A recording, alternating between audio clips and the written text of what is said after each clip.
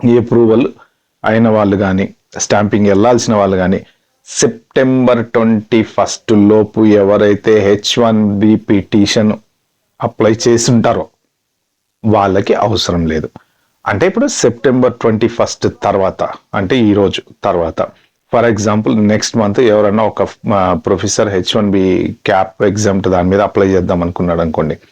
ఎందుకంటే ఈ లాటరీ అనేది పర్టికులర్ సెక్షన్ ఉంటుంది కాబట్టి దాని రూల్స్ ప్రకారం వాళ్ళు వెళ్ళిపోతూ ఉంటారు కదా. సో ఇప్పుడు ఈ సెప్టెంబర్ 21 తర్వాత ఏదైనా పిటిషన్ అప్లై చేస్తే, ఫర్ ఎగ్జాంపుల్ ఇప్పుడు మనకి లాటరీలో ఇప్పుడు అప్లై చేసిన వాళ్ళు ఉంటారు కదా, ఇంకేమైనా దాంట్లో మిగిలిపోయో లేకపోతే మళ్ళీ తర్వాత మళ్ళీ నెక్స్ట్ ఇప్పుడు అనుకున్నంత ఇది క్యాప్ కాలేదనుకోండి, 85,000 అప్లికేషన్స్ అవ్వలేదు, అప్లై చేయలేదు చాలా మంది, కొన్ని అప్లికేషన్స్ మిగిలిపోయినాయి, ఒక 10,000 మిగిలిపోయినాయి, ఇప్పుడు 10,000 మళ్ళీ రీలాటరీ పెట్టి మళ్ళీ ఎవరైనా అప్లై చేసుకుంటాం అనుకున్నారు, అలాంటి కొత్త వాళ్ళందరికీ ఇది అప్లికబుల్ అవుద్ది అనమాట. 21 తర్వాత ఎవరైతే H1B పిటిషన్ వేస్తారో వాళ్ళకి మాత్రమే. ఇక మిగిలిన వాళ్ళు ఎవ్వరు వరి అవద్దు.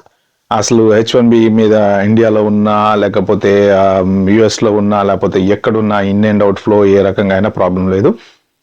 ఒకటి ఎగ్జిస్టింగ్ H1B వీసా వాళ్ళకున్న ఒక చిన్న ఇదేంటంటే, అది కూడా ఇంకా క్లారిటీగా అర్థం కావట్లేదు, మీరు కనుక 12 months కన్నా ఎక్కువ ఇండియాలో ఉంటే వాళ్ళు కట్టాలి అన్నట్టు కూడా ఒక పాయింట్ ఉంది. సో ప్రస్తుతానికైతే సింపుల్ సూత్రం ఒకటే అందరు గుర్తుపెట్టుకోవాల్సింది, నెక్స్ట్ ఇయర్ నుంచి 2026 నుంచి లాటరీలో ఎవరైనా సరే ఈ అప్లై చేసుకునే వాళ్ళు ఎవరైనా H1 100,000 కట్టాల్సిందే.